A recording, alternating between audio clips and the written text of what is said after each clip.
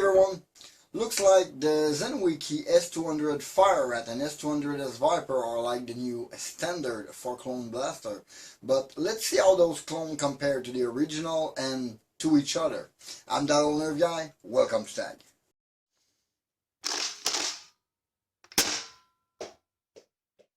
Yes, ZWQ, they make crazy blaster. I mean, this Fire Rat and this S200s Viper are pretty amazing, almost perfect blaster.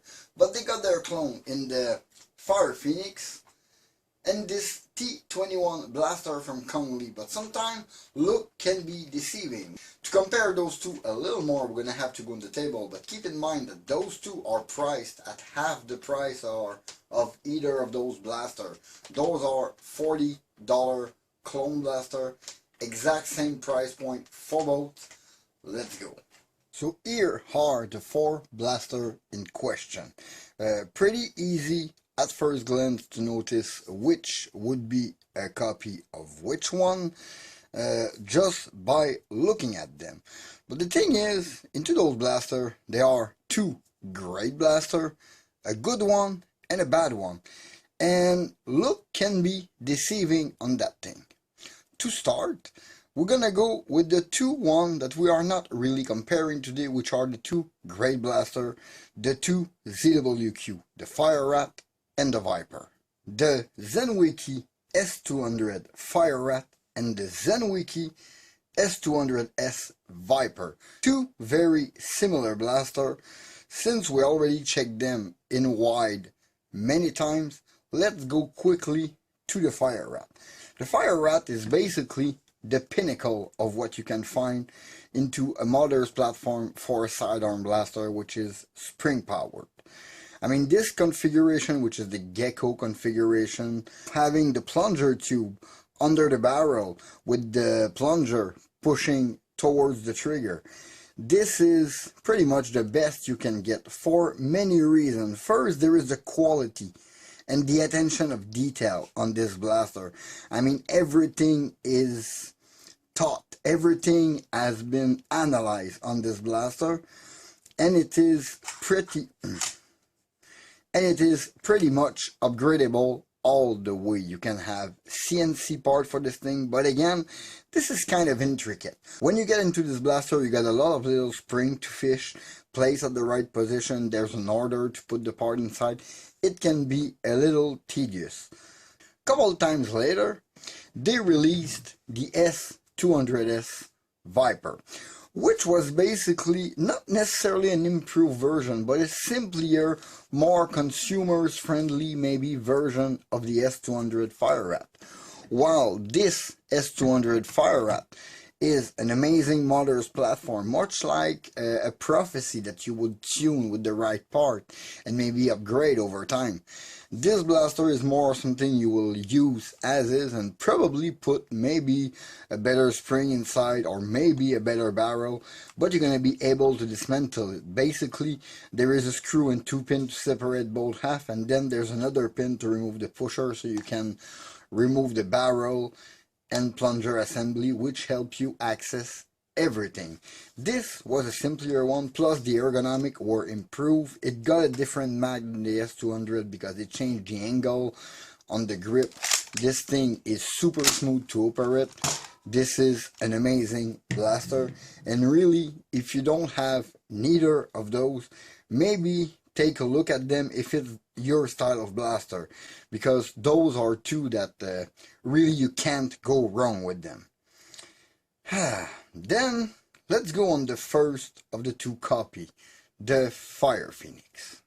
As I was saying earlier, look can be deceiving, and this Fire Phoenix is a good example of it. I mean, while the Fire Rat is basically, like I said, and I hold my position, the pinnacle of sidearm blaster, this is really one of the best out there you can have. This one falls rather short next to this one. Let me explain. While this is a tight build with everything taut around it, this is more like a quick botch up copy. First thing, they made a two-part shell, while on the Fire Rat the clear shell is a one piece. And this 2-part shell is super thin. Of course, blaster is super operative, but then there's a slide lock, which is in a weird position.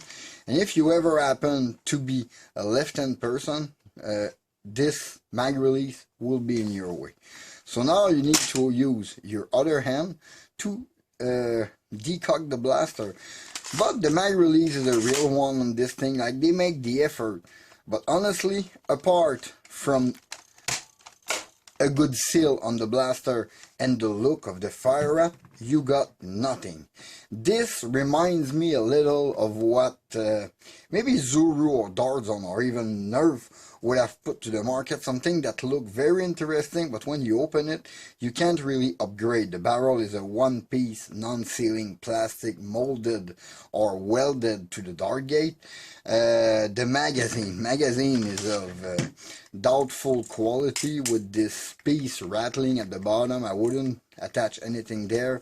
This plastic is super soft. This is alarming. The screws are very cheap inside, and they even put a fake slide release on it. Those little hooks do nothing. They are just silver line. As a matter of fact, every silver part on this is paint, and they didn't do a really good job applying it because there is overspray or overpaint pretty much everywhere on it. It is not really powerful, not really upgradable unless you hacksaw into it and you start cutting the internals and fitting something that might work inside, while this one got a whole slew of parts and you can even get creative because the barrel is standard on it. This is a way better blaster, but as I said, this is far more superior than this, which is half the price. This blaster is about $80, this one is about $40, but for half the price, this one is not worth it. This cheap toy is what I expect to see at $20, $25 on store shelf, nothing more. And that's sorry, that nice looking shell, which got loose part pretty much everywhere. Even the trigger guard is almost identical. It got the look, but it doesn't deliver at all on those promises when you look at it. This is, to my sense, a bad blaster. Something that you are stuck with in that form and that got no real potential for upgrade and or maintenance and durability. Now, let's check the other copy, which is a little more intricate than this one. Let's go with the T21. This T21 is the same kind of blaster, mag and grip with a base on the mag, but this base, it's not rattling. The only noise inside this mag is maybe the spring, so that's a good sign. The grip, it's a little chunky, it's a little big, that's the thing, but the trigger feel is very clicky, very responsive, and they even put optic fiber on the shell, which my Viper doesn't even have. But the thing with this blaster is that it's trying to be a Fire Rat in its geometry, in its look, with the red barrel and the red tube inside. It's not quite it, but it's trying to, and at the same time, it is trying to be the simplified Viper, the blaster that you can quickly dismantle, because instead of just removing the 2-pin and the bottom screw to remove the top part, to then remove other part to dismantle the blaster, this one will ask you to remove only 1 pin here, which is rather easy to click and place, and the front part, and then the whole top section will lift and you will have access to the interior. So in that part, they almost made a better job than the Viper. But the beauty of this blaster is that it's not exactly a copy of this one, it's not exactly a copy of this one, it's like a mix of both worlds. Come on, it even comes with a holster that almost fit both of these blasters, and it's really in the same style as the S200 holster. But even as close as it is to those two, this one, even with the 15.2mm barrel, this is not standard 16, You can see the difference in thickness right here. That can cause a problem if you want to upgrade it. But generally those 15.2 are popular in China, so there is a way to probably source that outer diameter 15.2 millimeter barrel, inner 13 millimeter, because this barrel is very, very good. So this blaster, without the look, because this look is really simple. They added some line. There's a grip reminding us of the Gecko Lazy a lot. There is a little groove for your finger, but still, this is a wide grip.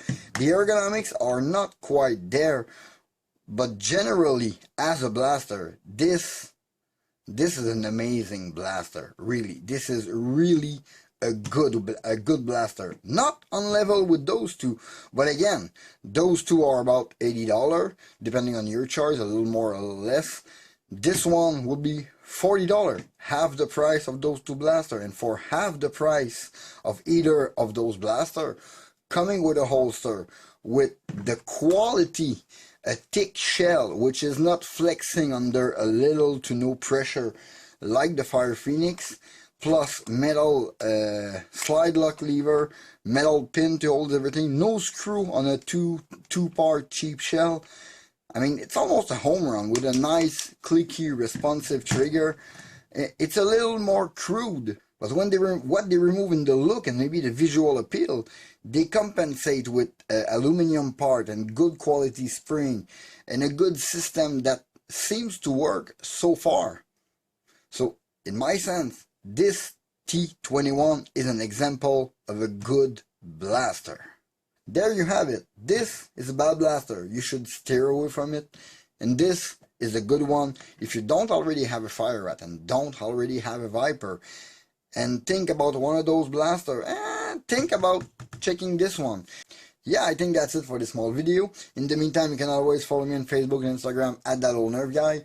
Please leave a like and comment, subscribe for more content. Don't forget to hit that bell to notify for my latest video. This was Dave Fatag. Thank you for watching. See you next time. Bye.